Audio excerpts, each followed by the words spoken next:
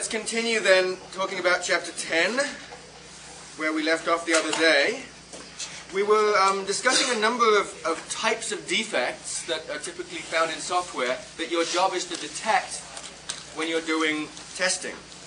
And we were up to the point of talking about looking for null conditions. Null conditions are conditions where some value in the system is going to be 0, where it normally isn't. Okay, so an empty list, an input value of 0. These are typical situations where you might expect to get errors because the system will not go through any loops at all, and therefore some values are not set. It might not get the 0. It might get some large number instead, or it might try taking the square root, or doing some other mathematical operation where 0 doesn't make sense. Okay. And so a lot of algorithmic bugs come around in null conditions, and a lot of the time people don't test for null conditions because they're unusual.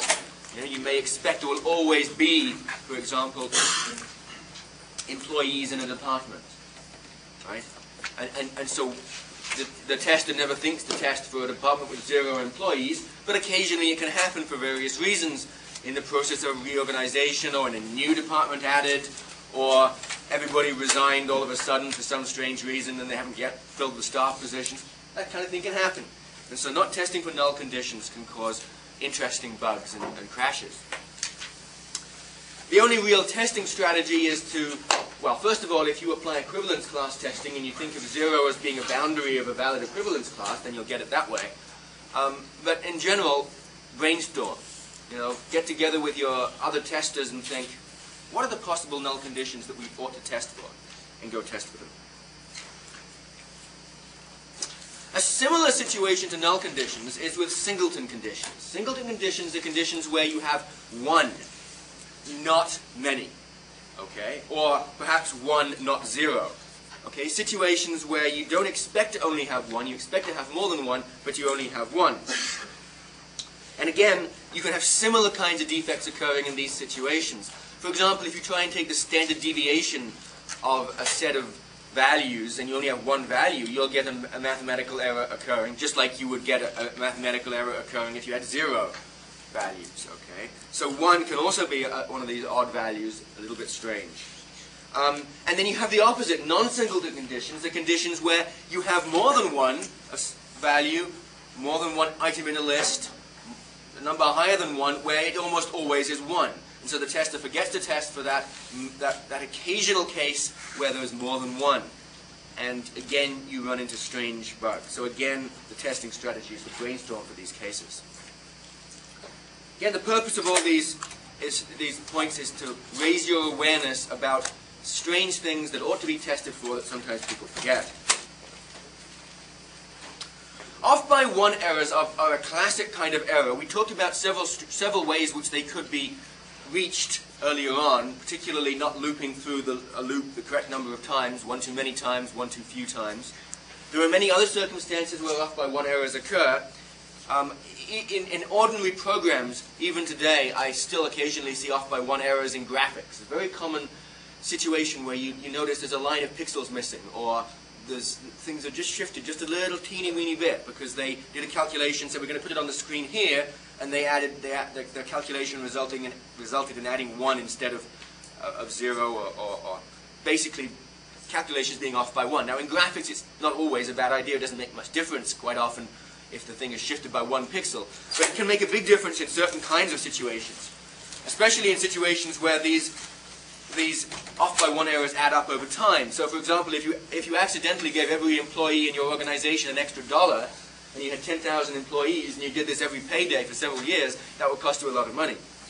Okay, so particularly common kind of defect, typically caused by, as I said, running loops 1 too many, or not getting a greater than instead of an equal condition, or something like that, in your logic. The basic strategy here is to be very careful to verify the numerical, the counting operations. What people often do when they're testing is they eyeball the results. They say, oh, that looks like the right result. Okay, it's got to be right.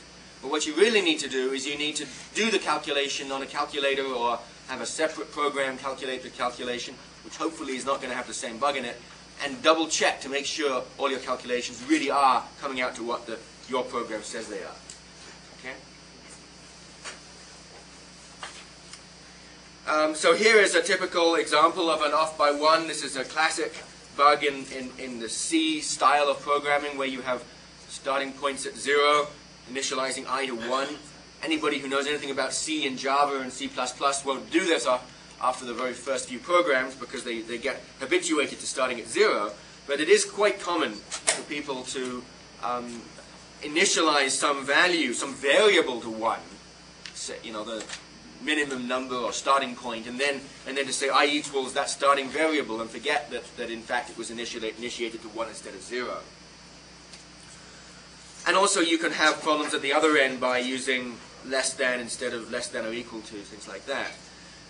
So one of the strategies to avoid this is to make sure that you don't do this style of iteration through loops. Okay? Don't use the for loop. Where possible, use iterators using has next. It's a much better style and it prevents off by one errors because the system takes care of all the counting for you. Question? Can you repeat why we cannot use I equal 1 for the for loop? Because in general, when you have arrays and collections in Java, the first index is 0, right? Okay, in the Java, C, and C++ programming languages, you index 0. So if there's 5 elements, it's 0, 1, 2, 3, 4.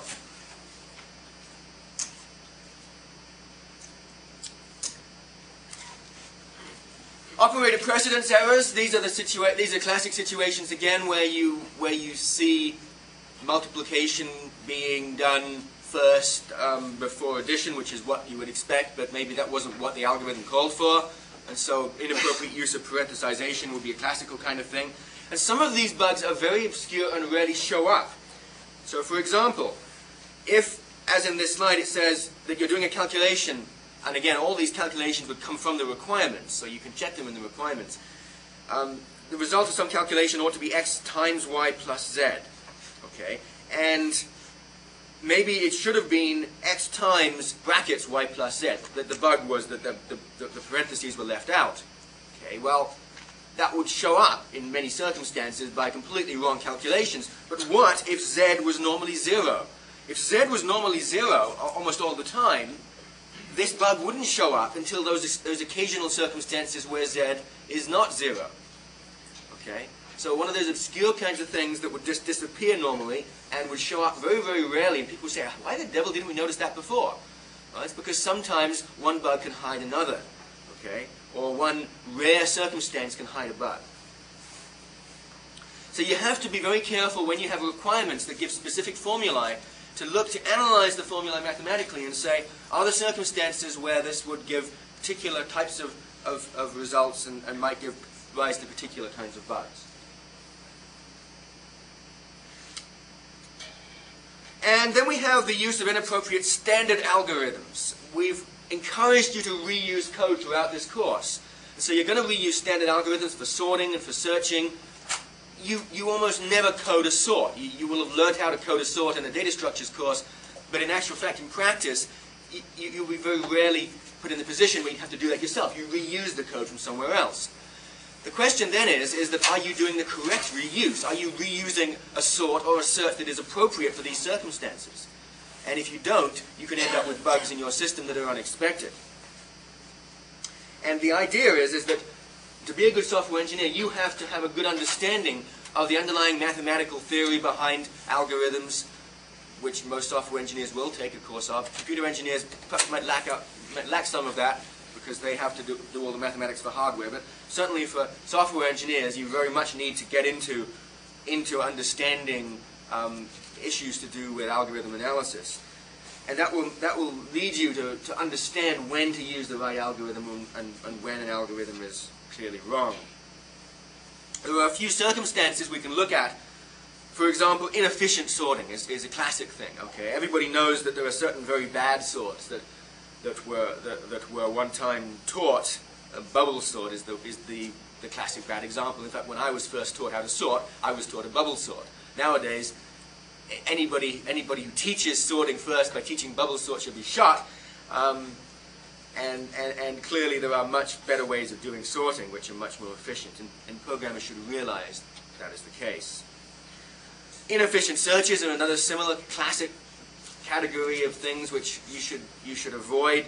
So just doing a linear search unnecessarily when you have large volumes of data and it's sorted. Okay, so make sure that you test, and you can test for these things. You can test sorting to make sure the sorting is done efficiently by, say, sorting 1,000 items and then doubling it to 10,000. Okay, what you want to make sure is that you don't get 4 times the slowness. It doesn't slow down 4 times. You need to make sure that you've got an n log n sort algorithm, or you want to make sure that you've got a log n search in a large data set, okay, assuming the data is sorted. Okay, so these are the kind of things that you would know if you have an understanding of searching and sorting, which I think most computer and software engineers will have. But there's a lot more than that beyond just searching and sorting in algorithm analysis. Non-stable sorts, okay, are sorts which when you sort on one column, it will shuffle the values in other columns. So for example, if I've got data sorted by name, and then I sort by city, okay, I would expect that within the cities, the names would stay sorted. Okay, that's a stable sort. If I find that when I sort by city that the names get all jumbled up within the cities, then it's non-stable. And generally speaking, for presentation to users, that would be a bad idea. And so you want to make sure that you test for that kind of thing to make sure that, in fact, for end-user presentation, that sorting is stable, because otherwise users will get rather annoyed. And case sensitivity of searching and sorting is another issue, okay? There are many subtle, very, very subtle circumstances where bugs occur because people have either assumed case sensitivity or assumed it to be not case sensitive and designed searching and sorting algorithms that then don't work properly under those circumstances. And so again, you have to test with bodies of data when you're searching and sorting which have mixed case, if that's allowed in the data set, and you search for the uppercase, you search for the lowercase, and you get the result that will be expected by the requirements. Okay, even, it's interesting, just this weekend I was reading a bug list in a program I was installing, and they said known bug had problems with when you enter names which have the same character sequence but just differ by case, because they discovered a bug well after testing that was caused by that. And an interesting thing is different file systems behave differently. So for example, in the Macintosh, it behaves exactly like that. It preserves case, but if I create a file name which has the same letters but they don't differ between, but they differ only in case, it will treat them as the same. And it will tell you you've already got that file name in the system. And that's intrinsically built into that particular style of file system. And there are other file systems that work the same way. Okay, so that gives rise to portability problems. You know, you port the thing and it says it's supposed to work the same. That's Unix, and so you port it from one Unix system to another. Well, they're not always the same, and that's one of the differences in that particular style of operating system. Okay, so little things, little subtle things, and there's hundreds and hundreds of these things that you learn as you get to know the ins and outs of different kinds of algorithms. Any questions?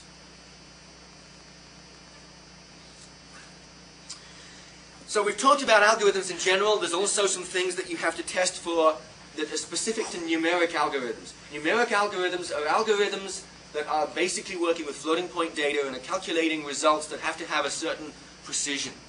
Okay, so typically in engineering applications beyond software engineering, so mechanical engineering, civil engineering, chemical engineering, scientific applications in biology, chemistry, physics. These are the typical circumstances where we have floating point data to worry about. We also have fixed point data, which is common in business, where some of these problems also occur. Fixed points data is data where you want to preserve it a fixed number of points after the decimal point, typically 2 digits for cents, and you have to worry about that. So the first classic numerical defect to watch out for is not using enough bits or digits. Depending on how you're doing your calculation, it might be bitwise or it might be digit-wise. Typically in business applications, you're concerned with digits. Okay, but in scientific applications, the number of bits might be more applicable. And so what you have to do is you have to say to yourself, has this programmer design the system so that it can capture the correct number, the amount of precision that we need. Okay, so if we need precision down up to 7 significant figures or 10 significant figures or a certain number of bits, will the system be able to deal with that amount of data? And so what you need to do is you need to do calculations that have that number of digits and significant digits, and make sure that they're dealt with properly. If you're dealing with integers, a similar related problem occurs, and that is, is it storing numbers that are large enough? Okay, so for example, if I have a counter that's counting and counting and counting and counting, and eventually will roll up to the maximum value that can be stored in an integer, and then it will perhaps roll over to 0 or give you an exception depending on how the program is designed. So what you need to do is you need to exceed the limits of the number of bits or number of digits that have been set aside by making sure that you test with large values or values with lots of significant digits and make sure things are properly handled. And not using enough places after the decimal point is another issue. This can be an issue in currency calculations, where you don't do enough, or stock value calculations, where you end up rounding off inappropriately and ending up with dollar figures when you needed cents. That you may say, well, we're only losing up to $1, or typically 50 cents on average, which won't necessarily be a problem in one calculation, but if those kind of errors add up over time, that can certainly be a big problem. And so you need to make sure that you have the capacity to store these things. This is similar to the previous one. In the previous one I was talking about not enough digits. In here I'm talking about, I guess this is the slide for not enough significant figures. But similar kinds of strategies involved in testing. I know that when I was, one of my first programming jobs, I was developing the system for a branch of the medical care regime, the Medicare system in New Brunswick for a particular kind of doctors.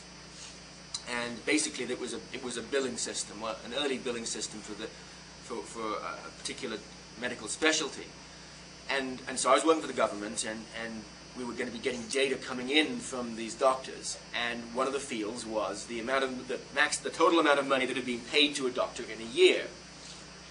Okay, and well, how much do doctors get paid? Well, in those days, which was 1985 time frame, it was reasonably safe to think that probably doctors would typically get 100,000, maybe more, but $1 million would be certainly safe. But hey, what the heck? We'll use 10 million. We've got to be safe. And this was a fixed size field in a database.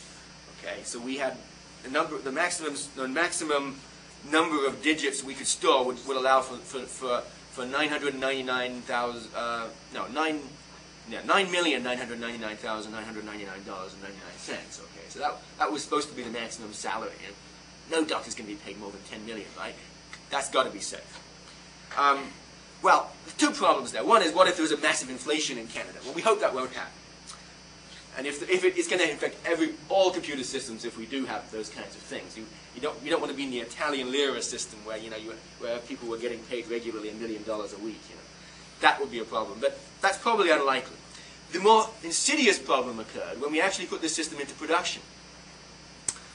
And shortly thereafter, we ended up exceeding the capacity of this thing. And how on earth, is some doctor really getting more than $10 million? The answer was no. But what happened is that in one particular hospital, they had a corporation set up that was a whole bunch of doctors that were billing as one, which apparently was perfectly legitimate, but nobody had put this in the requirements, and nobody had thought about it as a possibility. And so the group of doctors together had been paid more than $10 million in that year. And it exceeded the capacity, and we had to do an emergency fix. Okay. So just things you have to think about that are very subtle sometimes.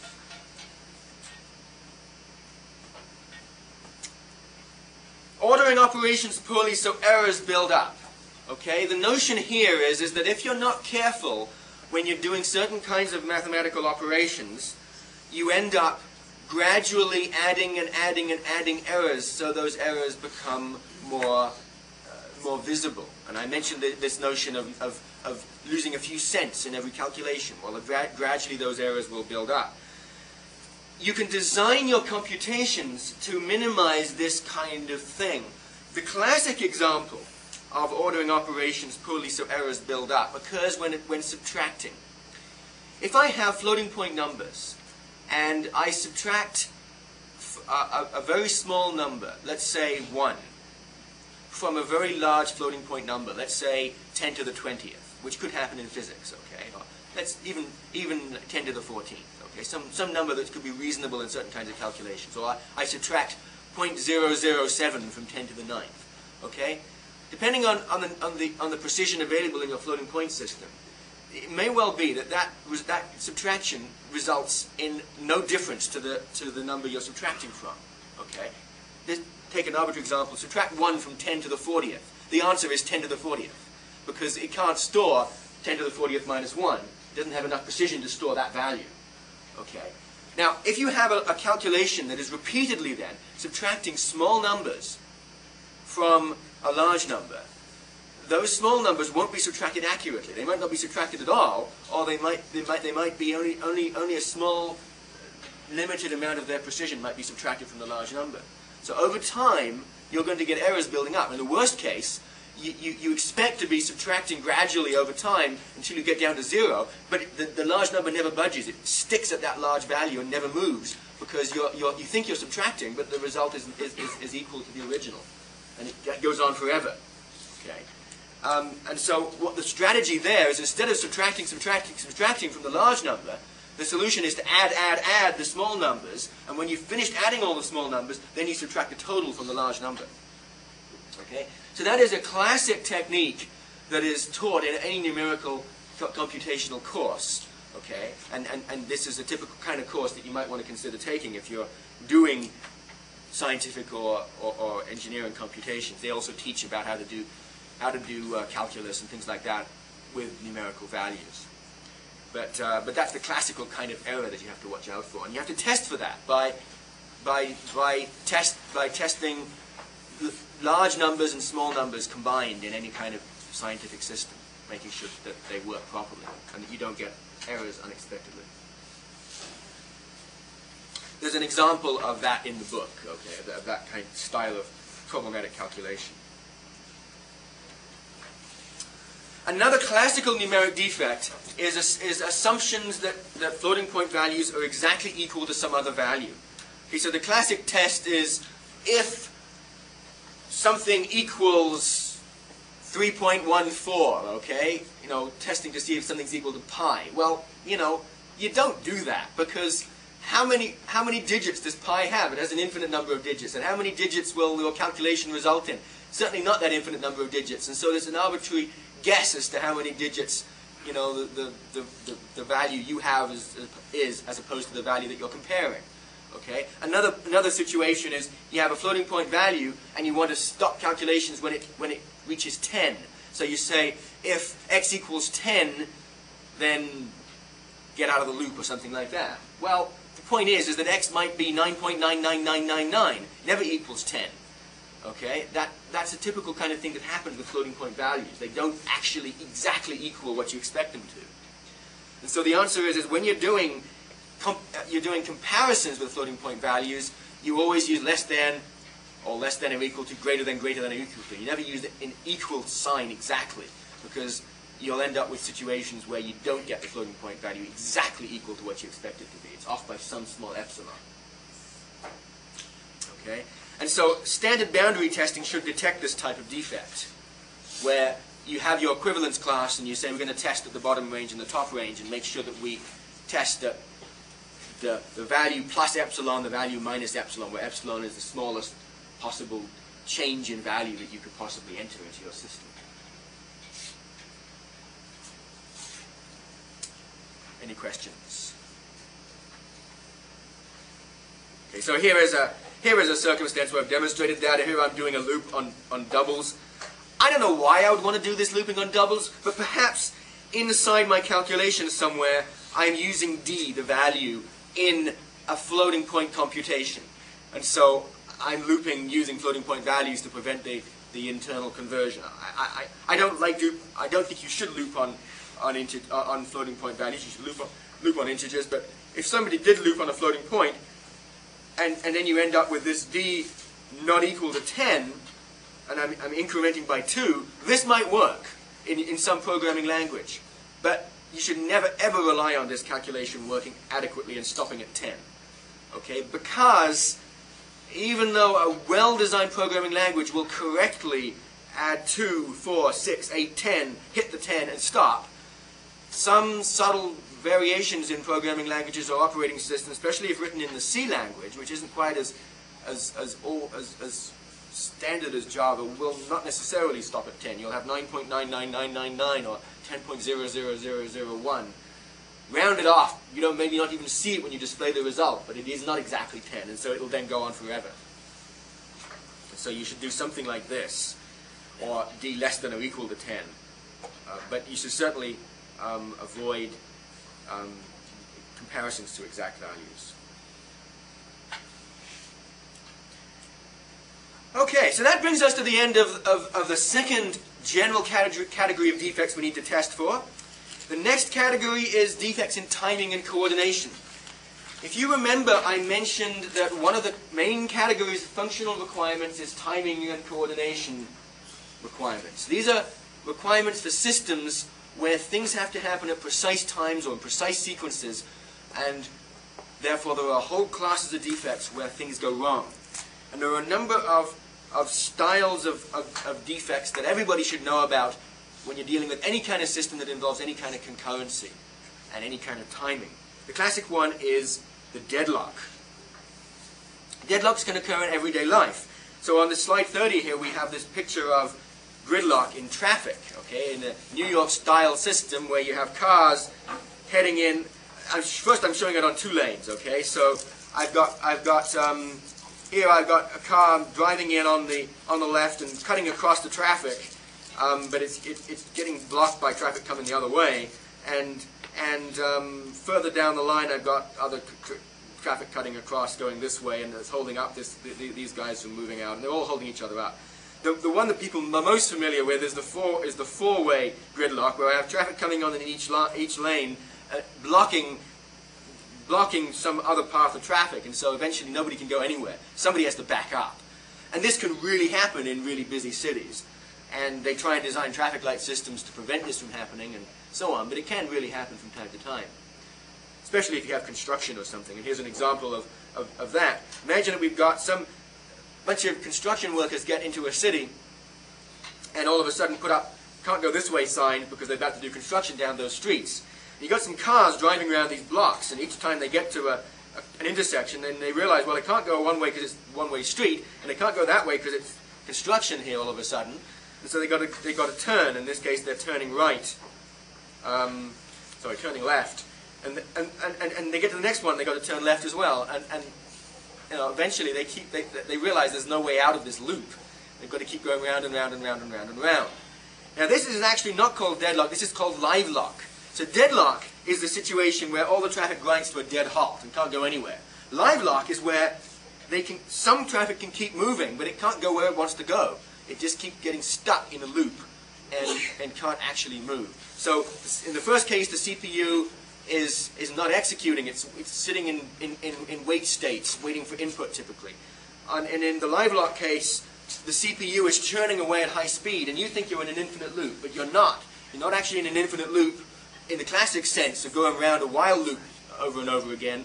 You're in a live lock situation where there is some part of the computation that is running, waiting for some value, and the value never comes because all possible paths are being blocked. It has the same effect as being in an infinite loop. It appears that way to the user, but its live lock is slightly different. Okay, so you just imagine these streets as being threads that are waiting for each other, and that's the notion of deadlock or the notion of live lock. Okay? And so the question is, well, what do we do about this? How do we test for these situations? Okay? The classic types of deadlocks and live locks occur with situations that are difficult to reproduce. So, for example, I have one thread that is waiting to read a value from a database. Another thread has that database locked, and that second thread is waiting to read a value that the first thread has got locked. And these locks might occur only paired like that in very, very rare circumstances when perhaps two completely separate programs get together and run at the same time. And highly unusual, highly unexpected, but can happen. Okay?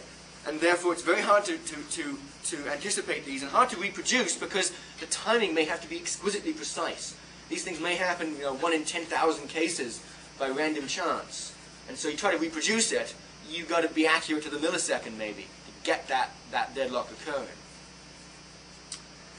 And so in actual fact it turns out that testing is often not perhaps the best way to detect live locks and deadlocks. The only thing you can do with testing is to verify certain kinds of properties. Maybe in white box testing you might be able to set some things up. But you can try varying the time consumption of threads, slowing threads down to try and increase the time span in which these deadlock situations can arise. Running large numbers of threads to increase the chance, or just doing very bulk testing, testing huge amounts of transactions over and over and over again to see if eventually you'll stumble into one of these cases. But even when you do stumble into a case, you've got to detect it and understand what caused it at that point. So it's a bit tricky to test for these things. And inspection, which is the other style of quality assurance we'll talk about later, is often something you should consider. Let's take a look at a couple of cases in actual software. Okay, this is a UML diagram on slide 32 of actual threads executing. So we've got thread A and thread B, and they're accessing object O and object P. Okay, so what happens is that thread B comes along and locks object O. Thread A comes along and locks object P. And then thread B says, well, I want to modify object P. But unfortunately thread A has a lock on it, so I have to wait. And thread A at the same time says, well, I want to lock on object O. It might well be that both of these threads basically need to modify both of these variables together. In fact, they may even be exactly the same code executing in two different threads. Okay, nothing to stop that from happening. Same code operating in different threads, and they both need to modify O and P at the same time. But you get the lock on one, they get the lock on the other. And when he gets the lock on the first, the other one's got the lock on the other, and they end up waiting for each other. Okay, so here we have the classic deadlock situation, two-way deadlock. They're both waiting for each other. And what can you do about this? Well, you end up killing the program, killing one of the threads to get out of this. You can have various systems which might be prone to deadlocks, have algorithms running in the side that search for threads that are hung. If a thread's been waiting for more than a certain number of milliseconds or seconds, it'll take corrective action by killing one of the threads and restarting its work or something like that. So there are some strategies that can be used inside a program to deal with these things, but they can be pretty insidious. Okay? Any questions about the notion of deadlocks? All you really need to know from this course is to understand the concept and understand the gridlock analogy, and you'll see the concept and realize that in systems, multi-threaded systems, it can be a real threat at times. And Java, by the way, is prone to deadlocks internally when you're programming. Anytime you use the word synchronized, what you're doing is you're locking objects. You say synchronized, you execute that method. Until you exit that method, you're locking the object that object is running. That method is running on. Okay, and therefore any other thread that tries to access the same object for writing will end up being hung, waiting for you to finish. So you can end up with exactly this situation.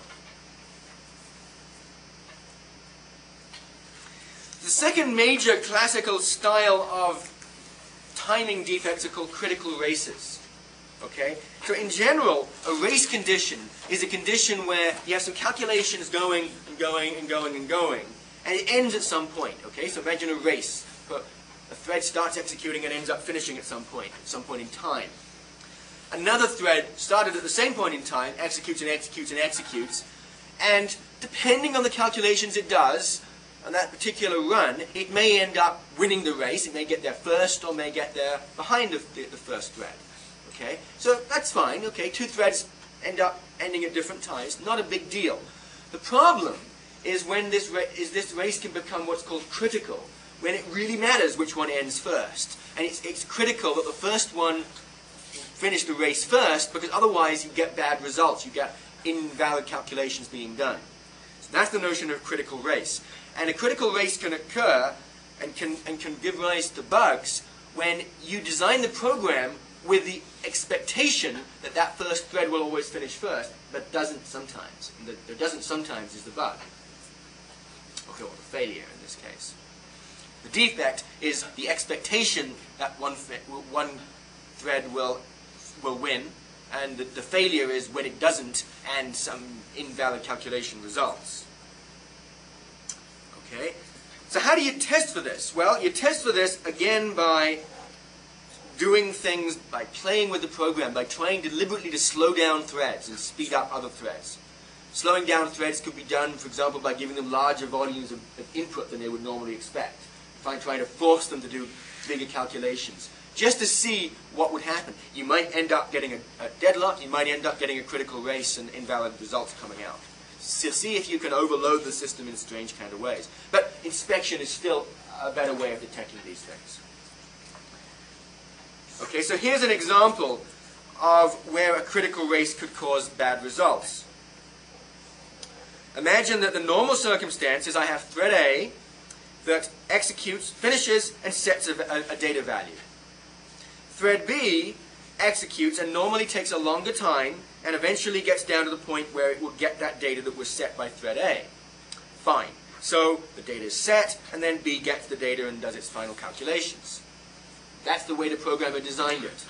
So now what happens if all of a sudden thread A is held up? Maybe some maintenance work goes on, somebody changes the program and adds extra computations to thread A, so thread A slows down. Or, what if thread B is put on a faster CPU all of a sudden? They're running on different CPUs, thread B is put on a faster one, upgrade the hardware. Wonderful, good idea. Wrong. Okay, because now thread B gets its work done first and gets around to the point where it gets the data. But the data hasn't yet been made ready by the other thread.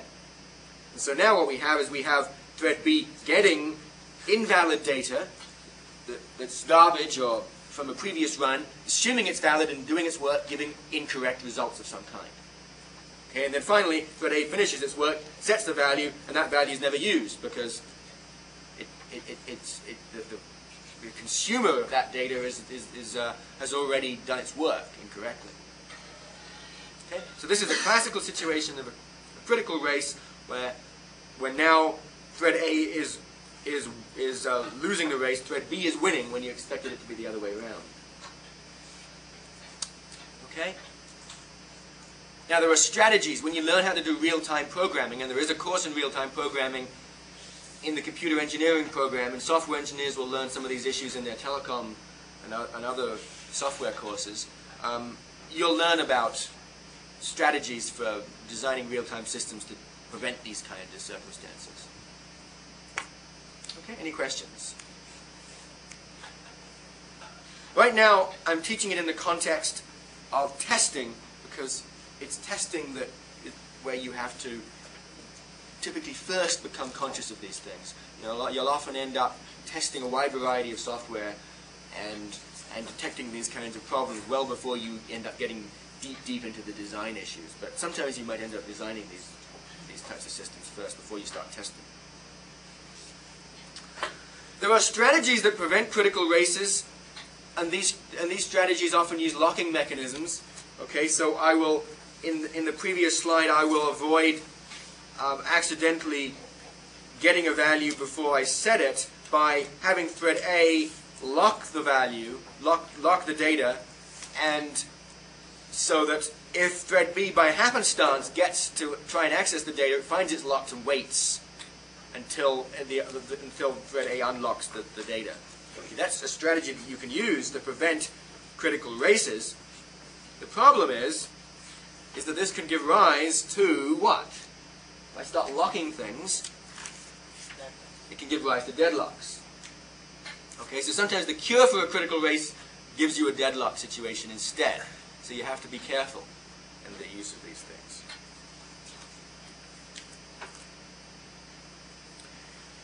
And here's a more sophisticated example of the use of synchronization to try and deal with some of these circumstances. Now I have, on the left-hand side, I have thread A getting data, doing a calculation, putting a result. I have thread B getting data, doing a calculation, putting a result. But the problem here is that the put of A is immediately followed by a put of B, and so the A's calculations are wasted, or giving, there's something erroneous here, because B is just overriding A's put immediately, and therefore A might as well not have done its work. And so what's presumably intended is that one does its calculations first, and then the other one comes in. So on the right-hand side, I've got A getting the data, calculating and putting, and all that while it has a lock on the data, and so then only when the lock is released can B get the value, do its calculation, and put the value. Okay, and that is more reasonable. Certainly what we see on the left is a bit strange, where you have two puts following each other. Okay. There are in fact debugging tools that will exactly help you find this situation. If I ever have a situation where I set a variable and then I set the variable again without any intervening read of that data, that's a sign that likely there's a bug in the system. And so there are debugging systems that will help you find those. You can analyze them and see if in fact that's a problem. And you can use those in testing, in white box testing, to go in and see if you can detect these double writes in a sequence. Any questions? Okay. So we'll leave the timing and coordination defects and move on to another category. Stress and unusual situation defects. Okay, these are defects that are found, that should be tested for in pretty well all systems. Okay, the first one is insufficient response time or throughput. Okay, the system's running too slowly. And we have to test for that. This is something which we have to test for. The requirements should specify a response time or a set of response times for different transactions, and we have to see if we can get the system to exceed those response times. Remember, our job is to see if we can break the system. So we try and find circumstances, large volumes of data or whatever, where these response times are not being adhered to. Okay? Now, if your job is to try and break the system, first thing you're going to do is you're going to run it on the slowest system that your users might legitimately use. Okay? So you have to find out what that is. Okay? The sort of standard thing we think about in industry is to say that users are likely to be using computers that are up to about 3 years old. Okay? It's legitimate to say that a computer that's more than 3 years old, maybe the user should be asked to upgrade, certainly upgrade the memory, if not upgrade the hardware. But that does depend on the company. I mean, there are certain circumstances where people have specialized computers or very specialized hardware where the hardware could be much, much older than 3 years. And they can't replace it because it's very specialized. It's not just ordinary run-of-the-mill PCs. It's something more special. Okay? And so you have to understand what is the age range that your users are likely to be using. Find out what that minimum configuration is, and then try and test to make sure that the throughput and or response time is correct and met on those slow machines. Okay? And so what you just do is you do testing with a large amount of data, or a large number of tests, or load the system up with whatever other programs are supposed to be running, get them running full blast, and then double check to make sure response time is still adequate.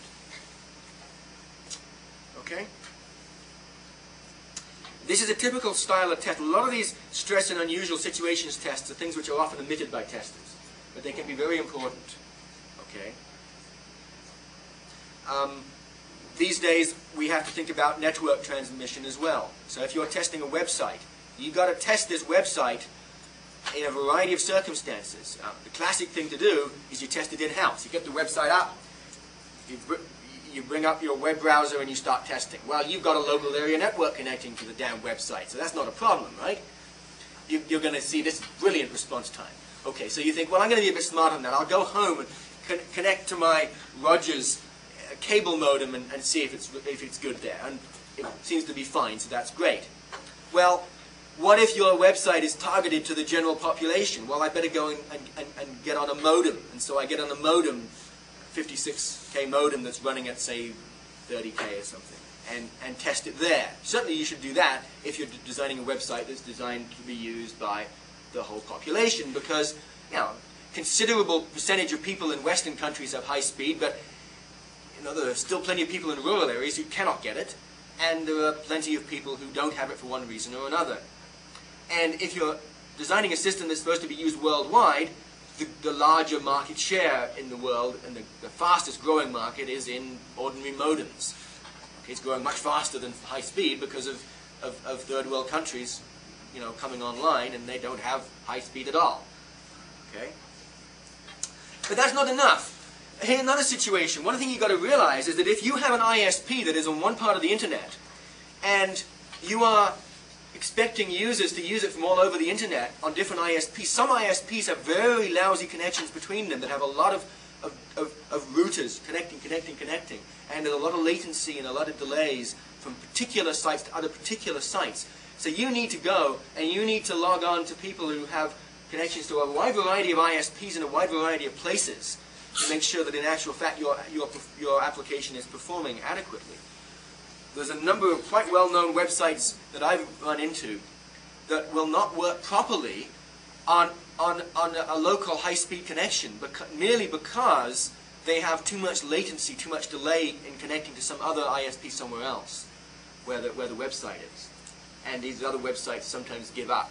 There are certain styles of web servers that give up quickly after detecting a certain amount of delay, and give very, very, very poor throughput. Okay, so lots of subtleties in testing for response time, especially when there's network involved. And there's a number of very well-known systems that are very bad in that respect. Incompatibility with specific configurations of hardware or software. Okay? Oh, this is the real bane of a lot of systems. Okay, so you design your system, and you've got a nice, in your company, you've got a nice setup where everybody has got the same Windows machine from Dell with the same sound card and the same version of the operating system, and you develop for that, and then you fine-tune it, and it's working just beautifully. And then you go stick it out, and somebody else has got Windows 98 or Windows 2000 or the next version of Windows that you didn't have yet, and a different sound card, and a different kind of network, and other kinds of things that are subtly different, and the system crashes and doesn't work. Or they've got some other kind of software installed that is using a similar dynamic link library but not the same version, all kinds of weird things. Everybody knows this is the nightmare of computing in today's world. So you've got to test on all kinds of strange configurations. You've got to go and test this thing in customers' environments. If you have one customer, that's a bit easier. If you have multiple customers, then you have to try and find a wide variety of people who have different kinds of configurations of hardware, of operating systems, of other software, strange configurations, strange pieces of hardware plugged into their systems, different kinds of networks with different settings, and still make sure your system works. Okay? And until you've done a large amount of that, you can't be confident that your system is ready for the open market. Okay? And how do you know what to test on? Well, it requires skill. It requires an understanding of the subtleties. If you're just writing a very, very dead simple program that is not doing much in the way of networking or using of hardware, you're probably safe. But if you're doing a program which is doing anything unusual, then you have to start worrying about these configuration problems, especially if you're using dynamic link libraries or other kinds of system extensions or special hardware. So, second category of stress and unusual situations. The third one is related to the first. The first one we talked about was throughput and response time. Okay? The next one is handling peak loads. Okay? Or missing resources. The peak load notion is the notion of I have other programs running or other network access going on, and at times that will mean that there's not enough memory available or not enough network available for my application. Okay? And so what you have to do is you have to try and simulate, when you're testing, these peak situations where resources are being used excessively, and see if your program can survive. Now, it's not a question of necessarily giving you the response time you want. What you want is to survive through these peak periods where you understand that sometimes you can't get response because there just aren't the resources there. But you still shouldn't have crashes, or you still shouldn't have invalid data being saved, or other kind of strange results. The system should maybe slow down gracefully. Maybe you should display messages saying, please try again later, network problems, or something that the user will understand, you know, and will realize that they can perhaps come back later on. And so we have a number of things that could be in short supply. Memory is one, because lots of other applications running. Could be disk space. Okay, this is something that could happen either sporadically because of some process that uses a lot of temp space, or it could be something that creeps up and hits you all of a sudden and stays there until somebody cleans up. It could be network bandwidth, which is typically transient. It could be caused by malicious programs. We've had a number of those kind of things here. Hackers really love to hit universities. Probably some of the people doing the hacking are in the universities, but anyway. And so something network bandwidth grinds to a dead halt, and you wonder what's going on. And then another situation is permission problems, okay, where you have read-only or inaccessible files or other resources because somebody's done some inappropriate configuration. So the key is that the program should be tested. The program being tested should report the problem intelligently and not just crash in some unexpected way. So when you're designing programs, you need to design for these situations, and when you're testing, you need to simulate them to see if the program in fact does handle them intelligently. It does give a result that you would expect. And a lot of problems in systems are caused by these kinds of defects. Okay. So to devise a method of denying resources, you just create a massive file that takes up almost all your disk space and see if the system, you know, at least gives an intelligent message. Or eat up the memory, or run it on a machine which has too little memory, things like that. Okay. Any questions about these unusual situations? We say unusual, but the point is that over time, the unusual becomes the usual. Right? Given enough time, all of these things are going to happen. And so they may be unusual on a particular given day, but at some point, these things are going to happen. And when they happen, they can be quite annoying to users. And so you want to try and make sure that they don't occur. Inappropriate management of resources, closely allied. In the previous case, we were talking about resources being used up by other programs, running out of disk space because another program ate up the disk space or the memory or the network bandwidth. This is a situation which is your program that is inappropriately using resources. So what you need to do when you're testing is you need to make sure that your program, for example, does not have, and the classic one is a memory leak. A memory leak is where gradually over time, it executes over a long period of time, gradually builds up the amount of memory it's using and doesn't free. Okay, now in C and C++, that is a classic problem. In fact, a significant percentage of all C and C++ programs are prone to memory leaks. And they're very insidious, and there are packages you can buy that will, specifically, their job is 100% to detect memory leaks. They will monitor your use of memory and give you reports as to how much memory you're using, because you forget to free memory or whatever. Even in Java, however, it is possible to have memory leaks. It may surprise you because you think, well, we have garbage collection. But what can happen is that the garbage collector only kicks in, okay, if there is no reference to an object, and that object cannot be used again.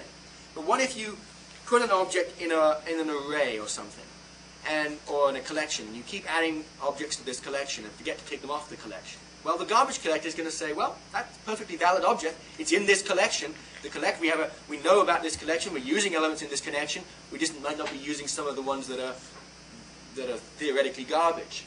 Okay, and so you keep adding things to this collection, this vector or this array list or something. Keep adding, keep adding, keep adding, and you have effectively a memory leak. Okay, so your job when testing then is to see if you can simulate situations which will give rise to memory leaks, and you just simply execute the system for a long period of time, doing a lot of work, and take a look at the amount of memory it's using by using monitoring tools that are available that will tell you how much memory each process is using. That's all you do. Relatively straightforward, but it takes time because you've got to run the system over a long period of time to see what's happening and doing all kinds of different transactions. You know, executing it extensively with all the possible things, because the memory leak may only occur in certain circumstances. It's a bit like trying to test for deadlocks. You know, deadlocks only occur occasionally. Memory leaks, they're usually more common in the sense that if there's a memory leak there, it's probably going to appear more often than the deadlock will appear. But nevertheless, it might only be a very gradual increase in memory use, very occasionally. And so you have to run the system for a long time. But there are other situations of inappropriate resource management. It could be locking external files or database records and not releasing those locks. Okay, I've seen this happen on a number of occasions where a program has locked files and keeps locking files. There were old versions of Microsoft Word that used to do that on the Macintosh, would lock files and keep locking them forever. You had to quit Word in order to release all these old files that are still locked. Okay, so that's another related kind of a problem. And of course, inappropriate use of too much network bandwidth. Okay, you know, is the program sending way too much stuff through the network, then will be justified. And you can monitor network use to detect that. And then we have recovering from a crash. Heaven forbid we hope crashes don't happen. It's probably a failure if a crash happens. But not always. Sometimes people deliberately kill programs for one reason or another. Maybe the power went out. Hey, the program crashes if the power goes out.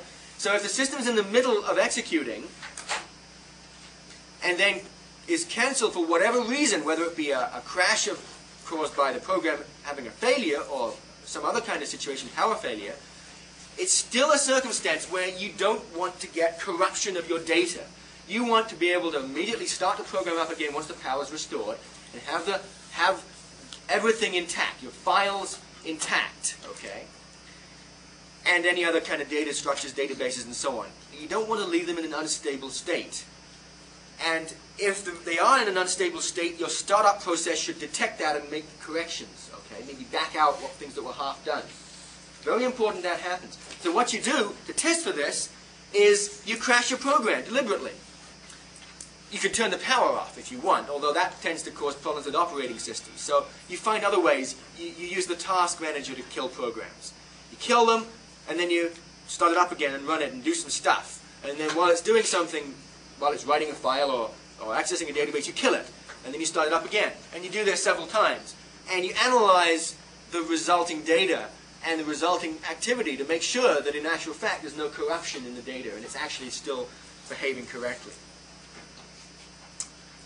Okay, so that's an important thing that for some styles of applications, no, not all applications, you need to worry about this.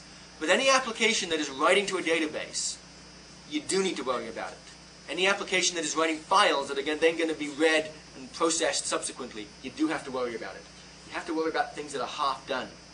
Okay, there has to be intelligent design that will detect that half-doneness and somehow deal with it. Okay, at the very least, it should somehow prompt the user to go back to a backup version or something like that. There has to be some intelligent way of dealing with things because there will always be crashes of programs. As I said, even if it's not caused by a failure of the program itself. Okay, so that brings us to the end of this category, the unusual circumstances. We'll move now on to the final category, which is documentation defects. This is defects where you're giving the wrong information to people. Classically, it was on paper. Now it's most likely to be online help. Okay, it's still a defect, still considered a failure when the user goes and tries to find information and get the wrong information. Okay, so you have to test. As part of your testing regime, you have to test and make sure that the documentation that is provided with the application is in fact up to date, corresponds to the application, gives the right information to the end user when they want it. Okay? So what do? You go through the use cases, making sure that the test documentation corresponds correctly to those use cases. Questions? This is obviously something that is often not done. Okay? People think classic testing. Test the inputs, make sure they provide the right outputs, we're done. Okay? But all of these unusual tests and all of the documentation tests are things which people often forget about, but they can be very important. Okay, so we've talked about the categories of things you need to test for, and the fundamental underlying notion of trying to figure out where these algorithmic defects are likely to lie. In some sense, it's guesswork, but it's more than guesswork. It's very intelligent guesswork. You cannot find all of the defects in testing because there is fundamentally this notion of guesswork if you're doing black box testing. If you're doing white box testing, you can be exhaustive in a much more reasonable sense. But with black box testing, there's a lot of intelligent guesswork involved. The key is to be systematic and to be knowledgeable. And part of being systematic is to write down your test cases in advance. Rather than just sort of walking up to the system and saying, today I'm going to test, and trying stuff out. You make a list of things you're going to test. It's just like instead of going to the grocery store and saying, okay, well, I'm going to buy a bunch of stuff randomly walking around, you're going to write a list in advance. Okay. Many people do that. And if you don't do that, you sometimes forget stuff. Okay, so that's the concept here. You want to make sure that you don't forget things to test. So you write them down in the list. And the items on the list are called test cases. Okay, and the execution of a test case is then a test. And you very often end up executing a test case several times. One time, the first time through, and then after some bugs are fixed, you test again. So you're executing the same test case another time and another time as different bugs are fixed, and you want to make sure that thing still runs. A test plan is a document, these days as often as not online, that contains a set of test cases and associated other instructions as to how you think testing should be done. Okay? So, it will, it's intrinsically part of what you must do when you're doing project planning, and if you don't do it, you're going to end up with a level of quality that is less than what would be desirable. Okay? The ideal thing to do is to start developing your test plan very early on. In fact, some people even recommend starting the test plan more or less in parallel with the requirements. Okay? Because once you've got a requirement written down, you can write down a few things to test. And then we talked about this notion of test-first programming, where you in fact write your test cases and then design code that will actually fulfill what those test cases say. That's a style that is becoming popular in some circles today. But the key is you don't write your tests after the system is delivered to you as a tester just before you start testing. You start them earlier on. So in most organizations, design and testing is done in parallel. Design and test case writing is done in parallel at least. And in fact, there's good interaction. You're designing a test case, you detect bugs in the requirements. You pass them off to the designers and say, okay, let's get together and fix the requirements. And the designers find bugs in the requirements and they tell the testers. So there's two people working off the same requirements document, helping each other find defects in it.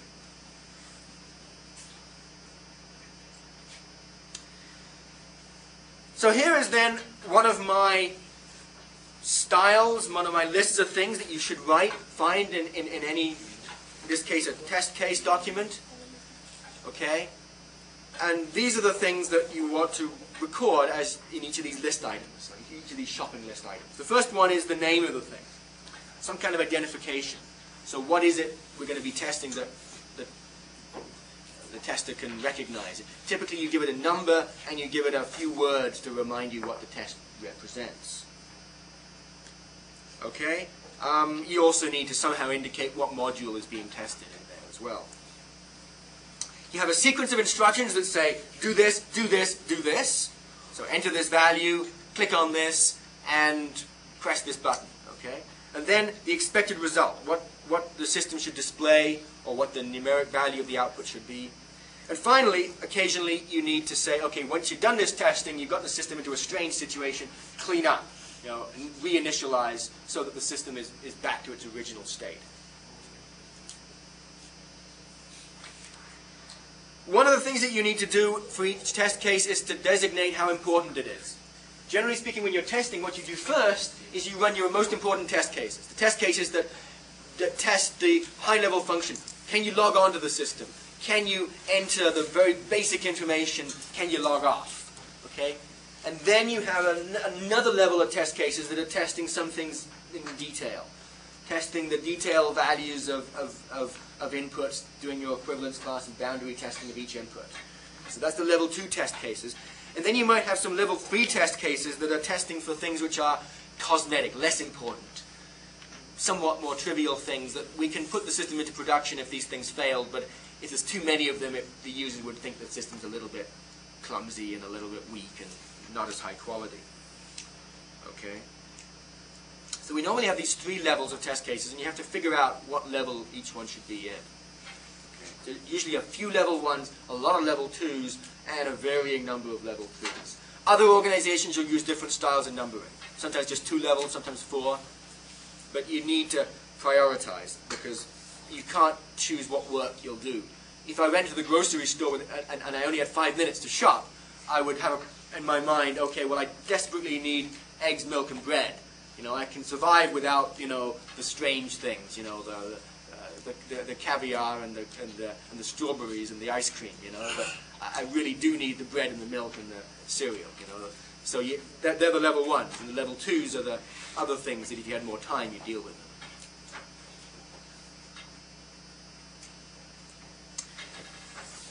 There's a strategy for figuring out what to test that basically says systematically work through the requirements, circling things that need to be tested, and then turn them into a list.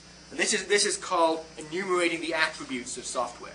Okay, so an attribute of software, and this is not used in the same sense as UML attributes in your class diagram. Okay, this is another notion of the word attribute. It's a testable thing, testable attribute, something which needs to be tested. And so you systematically circle these things in the requirements, and then you make sure that as you write a list of test cases that each of these attributes is tested. Quite often, a testable thing will require many tests. So for example, if in the requirements it says that a certain field has a month number from 1 to 12, that's going to give rise to a bunch of test cases. Okay? And once you've written those test cases, then you can check off that attribute and say, we've done that one. But it's just a way of being systematic and a way of making sure that you've covered the entire requirements document as you make your list of things to test.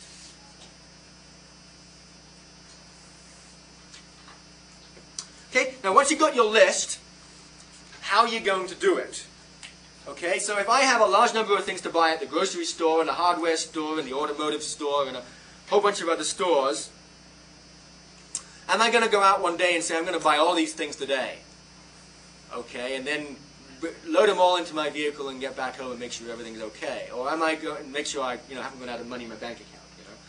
Or am I going to do it a bit at a time and say, okay, first of all, I'm going to do the grocery shopping and get that done and get that cleaned up. Then I'm going to go and do the hardware shopping and get that done and cleaned up. You probably would break things up into groups and do them bit by bit. Okay? And so Big Bang testing is the notion of doing it all at once. And what we instead prefer to do is do testing incrementally. The analogy with shopping doesn't quite work, because incrementally usually means that you're going, rather than doing strictly partitioning into sections, you're doing it in levels. Okay? So you're going to be testing maybe the database layer. And this is why this is getting back to the layered architecture, why layers work so well. They're testable. You test the database layer. You test your network access layer. Maybe you test your user interface with a dummy system underneath it to make sure the UI works. And vice versa. You test the system without the UI by plugging values into the API directly. And then you plug it all together.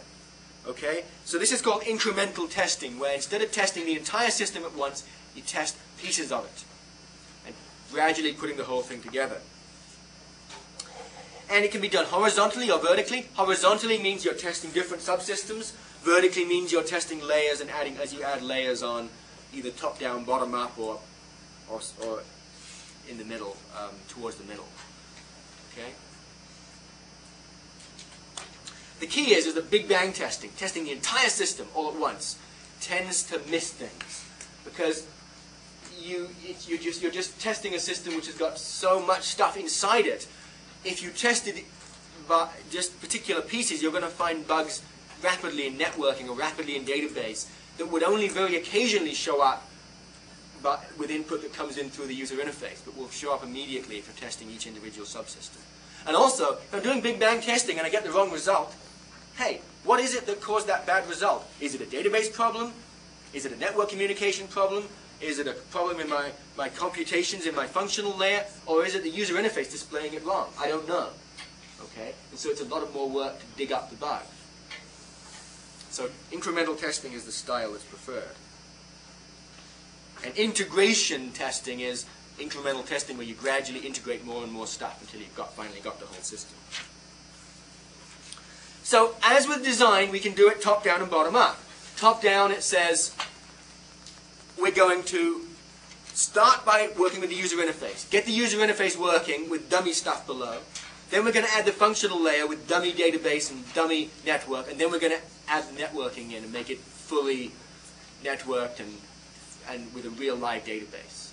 Okay? So that's one strategy, and it parallels top-down design. The other strategy is bottom-up, where we say we're going to test at the lowest level layers and then add a layer and test and add a layer, and finally we add the user interface on top. Okay? So we can do that too. Sandwich testing is typically what most people do, just like you do a bit of top-down design, a bit of bottom-up design. You're going to do a bit of top-down testing, a bit of bottom-up testing. It's convenient to test bottom-up in many ways because you can easily test a database. You can easily test a network layer as long as it's got a well-defined API. And you can easily test a user interface by putting on some dummy underlying system that generates random data. Okay? Those things are easy to test, and once you've got those out of the way, then putting the middle piece in and testing it is also somewhat easier than big bang testing.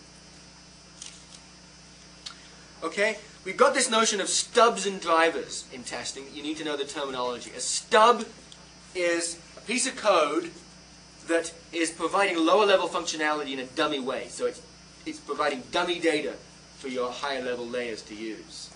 Okay?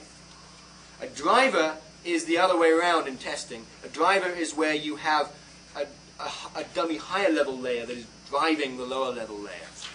Okay, so I put a dummy UI on, or I put a dummy layer in that's going to be poking my API, doing all kinds of calls to it. It's not really the UI, but it's some other just pure test program. In the book and on the website, there is an example of a test driver that test drives the OCSF system, okay, and sends messages backwards and forwards. And it's quite cool actually. It works. Try running it. It works live. It's got a nice user interface on top of it, and you get flashing lights going on and off as different clients get into different states. They go yellow and red and green and things like that. So it's kind of Laganière, my co-author, wrote it, and it's really one of the coolest things of the book. So try that out. But it's a test driver, and it really does a good job of testing. We really used it, and we really detect bugs in the OCSF using it. So, and it's still there, and we now will use it for what's called regression testing that we'll get to later on. If we make any changes, we just plug the same test driver in and make sure that those changes haven't broken the system. Question? Do you test code coverage? Okay, his question was code coverage. The notion of code coverage, I think, is something that I'm not talking about in these slides. The notion of code coverage is testing to make sure that every branch is executed, or alternatively, every statement is executed, or alternatively, that every condition, that all the possible conditions are reached. Different notions of code coverage. And it's normally something which is talked about more extensively when you talk about white box testing. Okay, because with black box testing, you can't see naturally what the code is there to cover. Okay, you can only make some guesses, but you can't accurately measure code coverage unless you have a tool underneath you that's just giving you some percentages. Even then, you're starting to move into white box testing. So code coverage is a style of white box testing that where you actually verify that you actually executed every statement in your program, or some high percentage of them, or some high percentage of branches. Okay? Yeah, it's in the book, but it's something that I'm not going to go into in these lectures right now. Any other questions? Okay, so we have a number of strategies for testing illustrated graphically on slide 52. Top-down testing. Start with my UI layer with some stubs. Add on a functional layer with some further stubs that are testing the even lower level stuff. And finally, I put everything together with all my layers. Bottom-up testing. Start with some drivers on my database and network.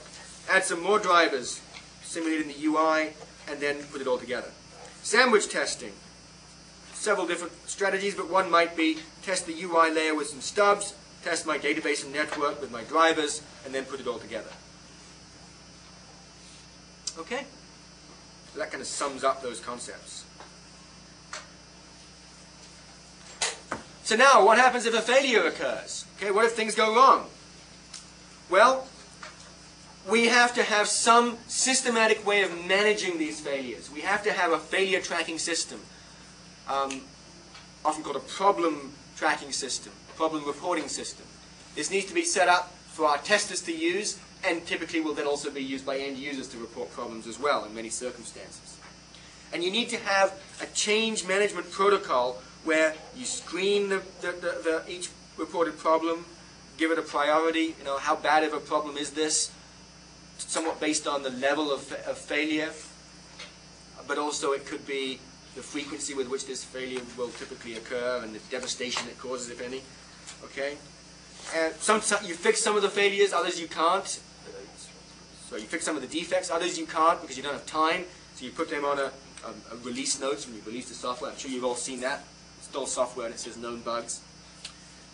Okay? And some failures some defects you do try and fix, and you end up then creating a new version, and that has to be tested again. So you have this test, fix, test cycle. As each time you fix problems, you have to test again. And unfortunately, what happens is as you fix problems, that gives rise to new problems. And so we have what's called the ripple effect. And the ripple effect is where you continue to have new problems occurring because the old ones were fixed incorrectly. And we talked about that concept earlier on. And the system is sometimes said to regress into a more and more failure-prone state as you fix bugs incorrectly. Especially if you're rushing to meet a deadline, you fix bugs, add more bugs, and the system gets into a worse and worse state over time. And so what we want to try and do is we want to do a thing called regression testing, which is making sure that the system is not regressing into bad states by introducing new bugs as we fix old bugs. Okay? And to do regression testing effectively, you avoid testing every single test over and over again, every single test case. You pick a subset of these, an intelligent subset that you think would give you a good selection, a good coverage of the system as a whole, but it's usually too expensive to do regression testing on all of the entire test plan. Okay, so regression testing is testing usually on a selected subset. One thing to remember is this thing called the law of conservation of bugs. This has been found to be remarkably true. It's not a law of physics, but it's something which has been observed over and over again in software systems. If I have a buggy system, then the number of bugs remaining is proportional to the number of bugs already fixed. So if I have a large number of bugs, that probably means there's a large number of bugs that will have to be fixed in the future. If I have a high-quality system where I've rarely detected bugs, that probably means there's relatively few bugs left. This may seem totally counterintuitive. You might think, well, as I'm fixing bugs, I'm going to be getting a higher and higher quality system. The problem is because of the ripple effect, typically we will have new bugs, but also, if the system was bad enough to start with, that I had bugs to start with, it was probably badly designed, and so probably that will make the ripple effect even worse. A badly designed system that gave rise to large numbers of bugs will be harder to fix and will probably cause you to have more bugs in the future as you fix new bugs and as you make enhancements or try to make enhancements.